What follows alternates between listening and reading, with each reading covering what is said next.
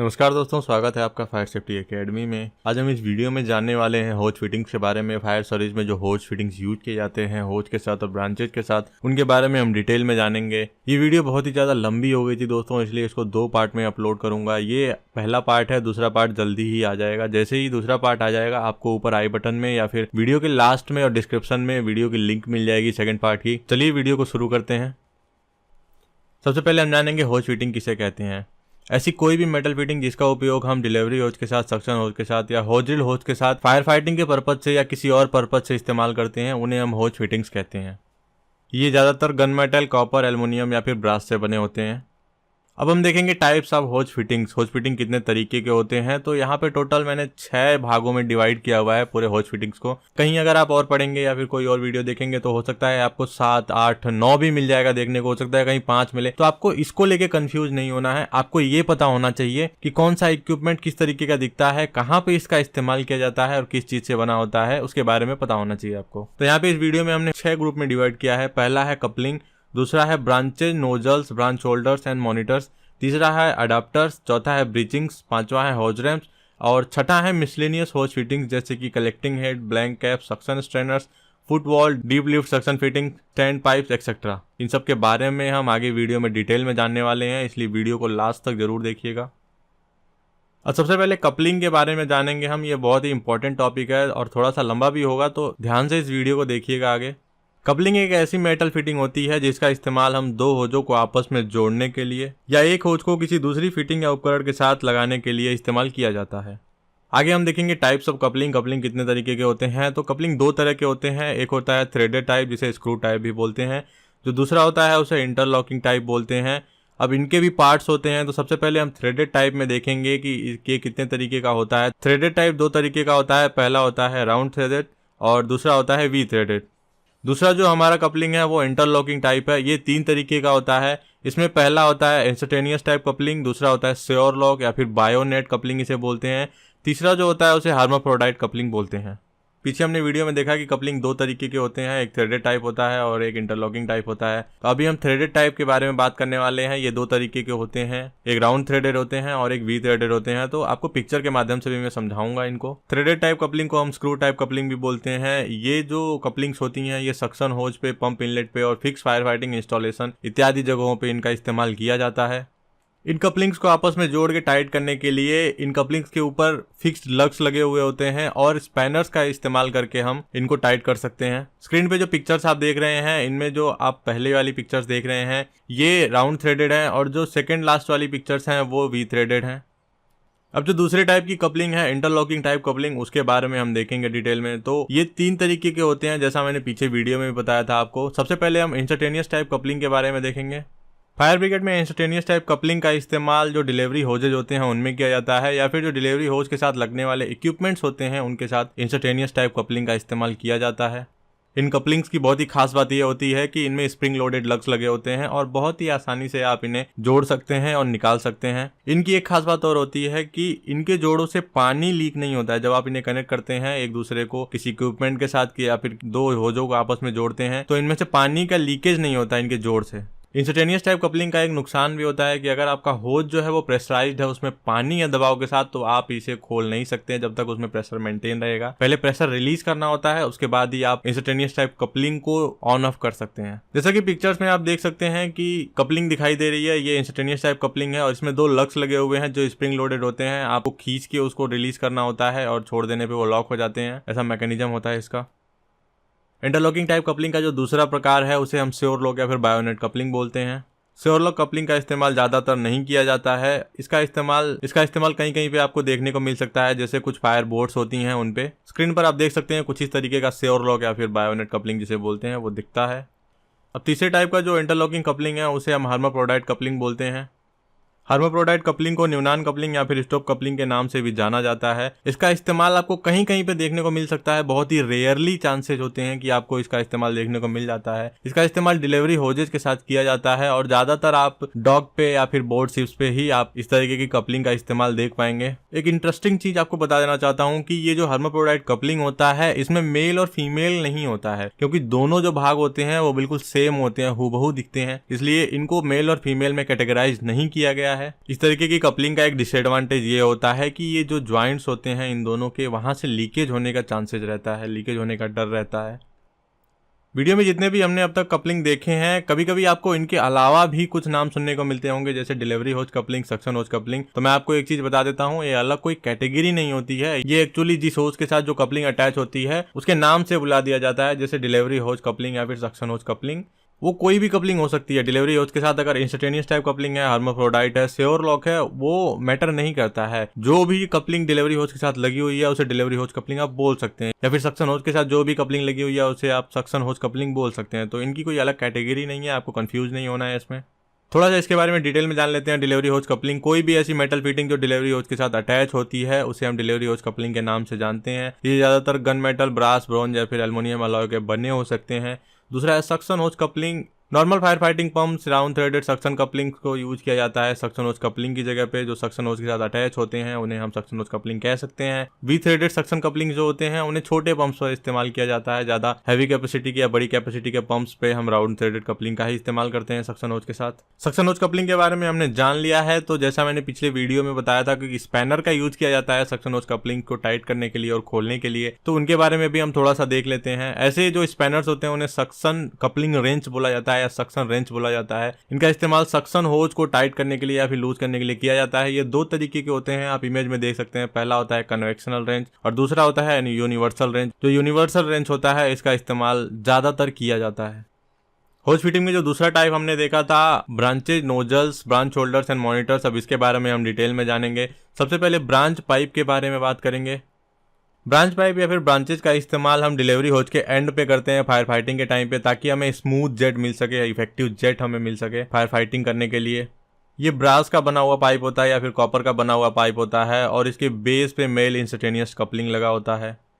जो ब्रांचेज होते हैं इन्हें हम दो प्रिंसिपल क्लासेज में डिवाइड कर सकते हैं। पहला, ब्रांचेज विदाउट कंट्रोल फैसिलिटीज, ऐसी ब्रांचेज जिसके फ्लो को हम कंट्रोल नहीं कर सकते। दूसरा, ब्रांचेज विद कंट्रोल फैसिलिटीज, ऐसी ब्रांचेज जिसका फ्लो हम कंट्रोल कर सकते हैं और जो पैटर्न है वाटर फ्लो का उसको हम अपने हिसाब से एडजस्ट कर सकते हैं, कंट्रोल कर सकते हैं। जैसे हम जेट कर सकते हैं या फिर फॉग कर सकते हैं, मिस्ट कर सकते हैं। इस तरीके से हम जिन ब्रांचेज को कंट्रोल कर सकते हैं उन्हें हम ब्रांचेज विद कंट्रोल फैसिलिटी बोल सकते हैं। अब थोड़ा सा डिटेल में देखेंगे ब्रांचेज विदाउट कंट्रोल फैसिलिटी, ऐसी ब्रांचेज जिसमें हमें कोई भी कंट्रोल करने की सुविधा नहीं मिलती है। हम वाटर फ्लो को एडजस्ट नहीं कर सकते, कम नहीं कर सकते या फिर वाटर पैटर्न एडजस्ट नहीं कर सकते। वो कौन कौन से होते हैं और कैसे दिखते हैं? सबसे पहले देखेंगे शॉर्ट ब्रांच और स्टैंडर्ड ब्रांच। शॉर्ट ब्रांच को ही स्टैंडर्ड ब्रांच के नाम से भी जाना जाता है। शॉर्ट ब्रांच या स्टैंडर्ड ब्रांच नॉर्मली ब्रास की, कॉपर की, एल्युमिनियम की बनी होती हैं और इसका जो बेस होता है जहां से हमें वाटर इनलेट लेना होता है वहां पे मेल इंस्टेंटेनियस कपलिंग लगा होता है। ब्रांच को डिलीवरी होज के साथ कनेक्ट करते समय वाटर लीकेज ना हो जॉइंट से, इसके लिए इसमें एक सिंथेटिक रबर या फिर लेदर का रबर इस्तेमाल किया जाता है।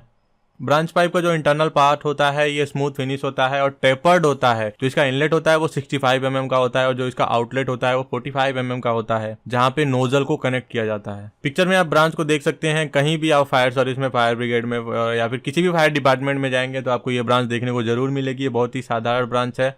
आगे वीडियो में कुछ और ब्रांचेज की पिक्चर्स देखेंगे जिनमें हैंड कंट्रोल की कोई फैसिलिटी नहीं होती है। तो ऐसे ब्रांचेज हैं स्ट्रीम फोर्थ ब्रांच, दूसरी जो है वो है लॉन्ग ब्रांच। ये स्टैंडर्ड ब्रांच से थोड़ी सी लंबी होती है बट दिखने में सेम होती है।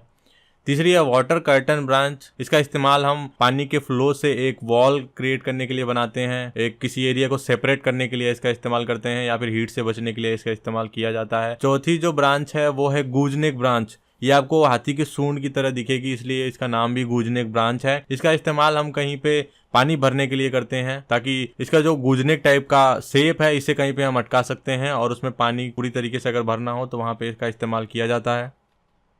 अब आगे वीडियो में हम देखेंगे ब्रांचेज विद कंट्रोल फैसिलिटीज, ऐसी ब्रांचेज जिसमें कंट्रोल करने के लिए फैसिलिटी दी होती हैं। हम अपने हिसाब से वाटर का फ्लो एडजस्ट कर सकते हैं, अपने हिसाब से हम वाटर का पैटर्न एडजस्ट कर सकते हैं कि हमें क्या चाहिए, सॉलिड जेट चाहिए, फॉग चाहिए या फिर मिस्ट चाहिए, वो हम एडजस्ट कर सकते हैं। तो ऐसी ब्रांचेज के बारे में हम आगे वीडियो में देखने वाले हैं। ऐसी एक जो ब्रांच है उसे हम हैंड कंट्रोल ब्रांच बोलते हैं। इसको हम ज्यादातर London pattern hand control branch के नाम से भी जाना जाते हैं। ये जो ब्रांच है इसमें आप जेट या फिर स्प्रे पे एडजस्ट कर सकते हैं या फिर आप चाहें तो दोनों एक साथ में आ सकते हैं। जैसे कि अगर आपको फायर फाइटिंग करनी है और हीट से भी बचना है तो आप जेट और स्प्रे दोनों एक बार में यूज कर सकते हैं। जेट से आप फायर फाइटिंग कर सकते हैं और जो स्प्रे निकलेगा उससे आपको हीट से प्रोटेक्शन मिलेगी। अगला ब्रांच जो है इसे डिफ्यूजर ब्रांच कहते हैं। इसे नेवी कट ब्रांच के नाम से भी जानते हैं, बहुत से लोग इसमें कंफ्यूज होते हैं। इस ब्रांच में आप अपनी सुविधा के हिसाब से स्प्रे या फिर जेट का जो पैटर्न होता है वो इस्तेमाल कर सकते हैं, बट इसमें ध्यान देना यह है कि आप एक बार में सिर्फ एक ही पैटर्न का इस्तेमाल कर सकते हैं, या फिर आप जेट यूज कर सकते हैं या स्प्रे यूज कर सकते हैं। London pattern hand control branch की तरह आप दोनों एक साथ यूज नहीं कर सकते हैं। इन दोनों में एक सिमिलर चीज है कि पीछे पंप से प्रेशर आ रहा है फिर भी आप वाटर का थ्रो जो है वो बंद कर सकते हैं, लंदन पैटर्न हैंड कंट्रोल में भी। और जो डिफ्यूजर ब्रांच है हमारी, इसमें भी आप वाटर का फ्लो बंद कर सकते हैं बिना पीछे से पंप बंद किए। इस ब्रांच को रोटेट करने से हम इसके वाटर का फ्लो एडजस्ट कर सकते हैं और जो पैटर्न है वाटर फ्लो का उसे एडजस्ट कर सकते हैं स्प्रे और जेट में। अगली जो ब्रांच है उसे फॉग नोजल के नाम से जानते हैं। इसे इसलिए ऐसा जानते हैं क्योंकि ये ब्रांच पानी का बहुत ही महीन फॉग बना सकती है, इसलिए इसे फॉग ब्रांच के नाम से जानते हैं। साथ ही इस ब्रांच से हम सीधा जेट से भी फायर फाइटिंग कर सकते हैं। ये भी हैंड कंट्रोल ब्रांच है। इसमें लीवर होता है जिससे आप पानी का फ्लो एडजस्ट कर सकते हैं या फिर बंद और चालू कर सकते हैं। ये जो ब्रांच आप देख रहे हैं इसे सबसे ज्यादा टीपी के नाम से जाना जाता है, यानी ट्रिपल पर्पस ब्रांच, बट इसके अलावा इसे यूनिवर्सल टाइप ब्रांच के नाम से भी जाना जाता है। इस ब्रांच की खास बात यह है कि इसमें सामने मशरूम टाइप का एक डिफ्लेक्टर लगा होता है जिससे कि हम ब्रांच को घुमा के हम वाटर पैटर्न एडजस्ट कर सकते हैं। अगर आपको स्प्रे चाहिए तो स्प्रे इस्तेमाल कर सकते हैं, या फिर अगर आपको जेट चाहिए तो ये सॉलिड जेट तो इससे नहीं मिलता है, बट होलो जेट बना सकते हैं हम इस ब्रांच से। हैंड कंट्रोल टाइप ब्रांच और non hand control type branch के अलावा भी कुछ ब्रांचेज होती हैं। इन्हें हम special types of branches and nozzles कहते हैं। कुछ विशिष्ट प्रकार के ब्रांचेज एंड नोजल्स के नाम से जानते हैं। उन ब्रांचेज के बारे में चलिए देखते हैं।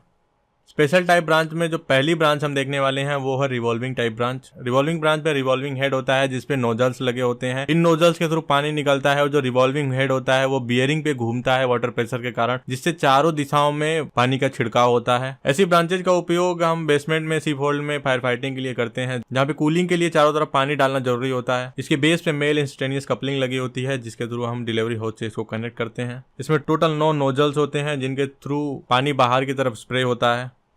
अगली जो ब्रांच है इसे डबल रिवॉल्विंग ब्रांच कहते हैं। ये भी रिवॉल्विंग ब्रांच की तरह ही होता है, सेम इसका पैटर्न होता है, बस इसमें अंतर ये होता है कि इसमें 2 आउटलेट होते हैं और इसका भी इस्तेमाल सीप होल्ड या फिर बेसमेंट में किया जाता है।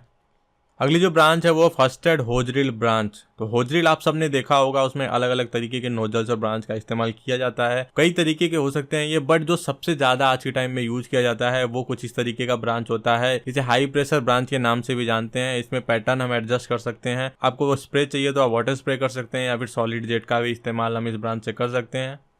अगली ब्रांच जो है उसे लो एप्लीकेटर ब्रांच के नाम से जाना जाता है। लो प्रेशर एप्लीकेटर ब्रांच जो होता है ये करीब 6 फीट लंबा ब्रास का बना हुआ पाइप होता है जिसके एक एंड पे मेल इंस्टेंटेनियस कपलिंग लगी होती है 63 mm की, और दूसरे एंड पे जो इसका आउटलेट होता है वहां पे 1 इंच का फॉग नोजल लगा रहता है। छोटी मोटी ऑयल फायर पे इस ब्रांच का इस्तेमाल किया जाता है।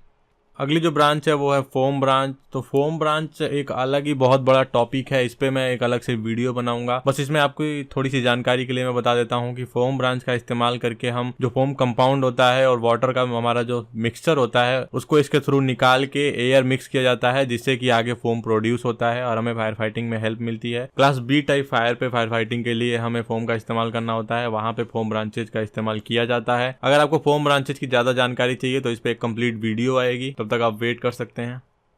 ब्रांचेज के बारे में बात कर ली हमने, अब हम नोजल के बारे में देखेंगे। नोजल का इस्तेमाल ब्रांचेज के साथ किया जाता है। ये स्मॉल टेपरिंग मेटल फिटिंग्स होती हैं। ये normally gun metal, copper, brass या एल्युमिनियम की बनी होती हैं। पहली जो इमेज आपको दिखाई दे रही है ये स्टैंडर्ड नोजल बोलते हैं इसे। जो हमारी स्टैंडर्ड ब्रांच या फिर शॉर्ट ब्रांच है उसके ऊपर इसे फिट किया जाता है। साथ में जो आपको स्पैनर दिख रहा है उसे ब्रांच पाइप के साथ नोजल को टाइट करने के लिए या फिर लूज करने के लिए इसका इस्तेमाल किया जाता है। अगला नोजल जो है उसे बेसमेंट स्प्रे नोजल के नाम से जाना जाता है। इसमें एक डिफ्लेक्टर लगी होती है जिसे हम ब्रांच में कनेक्ट करने के बाद स्प्रिंकलर की तरह इससे पानी निकलता है और चारों तरफ पानी फैल के कूलिंग का इफेक्ट देता है।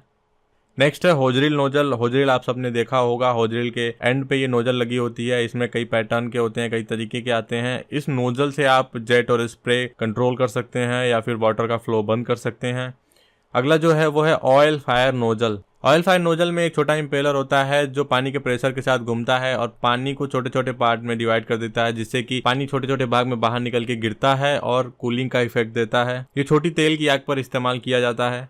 नेक्स्ट जो हमारा जंबो पैटर्न वाटर कर्टन है तो जो हमने वाटर कर्टन देखा था उसी का ये थोड़ा सा विकसित रूप है, ये थोड़ा सा उससे ज्यादा लंबा होता है। इसका भी सेम पर्पज होता है, इसे हम कहीं पे पानी की दीवार खड़ी कर सकते हैं ताकि किसी एरिया को सेपरेट किया जा सके, या हीट से बचने के लिए इसका इस्तेमाल किया जा सकता है। कहीं पे गैस लीक होने पे इसका इस्तेमाल कर सकते हैं उस एरिया को सेपरेट करने के लिए।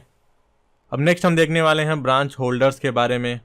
तो जब हम फायर फाइटिंग करते समय ब्रांच का इस्तेमाल करते हैं तो पीछे से जो पानी का प्रेशर होता है उसकी वजह से बहुत ज़्यादा लोड पड़ता है ब्रांच मैन पे, और अगर आपको कहीं पे खड़े होकर काफ़ी देर तक फायर फाइटिंग करनी है तो ऐसी जगह पे ब्रांच होल्डर्स का इस्तेमाल किया जाता है। ब्रांच होल्डर्स बेसिकली एक तरीके का ट्राइपॉड टाइप का होता है, इस पर हम ब्रांच को रख के लॉक कर देते हैं और एक डायरेक्शन सेट करके उसे छोड़ देते हैं। तो इससे क्या होता है, जो हमारा ब्रांच मैन होता है या तो उस पर लोड कम हो जाता है या फिर वो पूरी तरीके से फ्री हो जाता है, उस पर किसी तरीके का लोड का बर्डन नहीं रहता है। नेक्स्ट हम देखने वाले हैं मॉनिटर्स के बारे में। मॉनिटर्स कई तरीके के होते हैं, वाटर मॉनिटर, फोम मॉनिटर या फिर फोम कम वाटर मॉनिटर। मॉनिटर्स का इस्तेमाल ऐसी जगहों पे किया जाता है जहां पे बहुत ही ज्यादा लार्ज क्वांटिटी में, बहुत ही भारी मात्रा में पानी या फोम की जरूरत होती है फायर फाइटिंग के लिए। मॉनिटर्स को दो कैटेगरी में डिवाइड किया जा सकता है। पहला होता है पोर्टेबल मॉनिटर, ये जो पिक्चर आप देख रहे हैं ये पोर्टेबल मॉनिटर होता है। पोर्टेबल मॉनिटर के नाम से ही आपको क्लियर हो गया होगा कि ये ऐसे मॉनिटर्स होते हैं जिनको आप आसानी से एक जगह से दूसरी जगह पे ले जा सकते हैं और इन्हें रख के इनका इस्तेमाल किया जा सकता है। इन्हें मोबाइल मॉनिटर्स के नाम से भी जाना जाता है। इनका इस्तेमाल ऐसी जगहों पर किया जाता है जहाँ पे आपको काफी लंबे समय तक फायर फाइटिंग करनी है और आपको बहुत ही ज्यादा मात्रा में पानी की आवश्यकता है, तो या फिर ऐसी जगहों पर इसका इस्तेमाल किया जाता है जो बहुत ही खतरनाक जगह है, जैसे कोई बिल्डिंग कोलैप्स होने के चांसेज हैं या फिर कोई हाइड्रोकार्बन की उपस्थिति है, वहां पे एक्सप्लोजन के चांसेस हो सकते हैं। तो ऐसी जगहों पे आप पोर्टेबल मॉनिटर या फिर मोबाइल मॉनिटर का इस्तेमाल कर सकते हैं। दूसरा जो मॉनिटर है उसे फिक्स्ड मॉनिटर के नाम से जानते हैं। पिक्चर में आप देख सकते हैं कुछ इस तरीके का होता है। ये नीचे जो आपको फ्लेंज दिख रहा है इसे किसी एक फिक्स्ड पाइप पे इंस्टॉल किया जाता है, और फिक्स्ड का मतलब ये है कि ये परमानेंट किसी एक स्ट्रक्चर पे सिक्योर्ड होता है। इसे आप पोर्टेबल की तरह एक जगह से दूसरी जगह नहीं ले जा सकते। ये ज्यादातर जो फायर अप्लायंसेज होते हैं, हमारे फायर टेंडर्स होते हैं उन पे लगे होते हैं, फायर बोट्स होते हैं उन पे लगे होते हैं, टर्नटेबल लैडर्स पे लगे रहते हैं, और जो ऑयल रिफाइनरीज हैं, पेट्रोकेमिकल प्लांट्स हैं, गैस प्लांट्स हैं, इन सब में टावर के ऊपर लगे होते हैं फिक्स टाइप के मॉनिटर्स। दोस्तों वीडियो ज्यादा लंबी हो गई थी इसलिए इसको दो पार्ट में मैं अपलोड करने वाला हूं। वीडियो का दूसरा पार्ट आते ही आपको डिस्क्रिप्शन में ऊपर आई बटन में और वीडियो के लास्ट में वीडियो की लिंक मिल जाएगी, आप उस पर क्लिक करके वीडियो को देख सकते हैं। इस वीडियो में इतना ही। अगर आपको लगता है कि इस वीडियो में कुछ छूट गया है जो मुझे बताना चाहिए था तो वो आप उसे कमेंट सेक्शन में जरूर बताइएगा मुझे। अगर आप वीडियो का पार्ट 2 मिस नहीं करना चाहते हैं तो चैनल को सब्सक्राइब जरूर कीजिएगा, वीडियो को लाइक कीजिएगा। इस वीडियो में इतना ही, फिर मिलेंगे एक नए वीडियो में, तब तक के लिए stay safe, be happy and जय हिंद।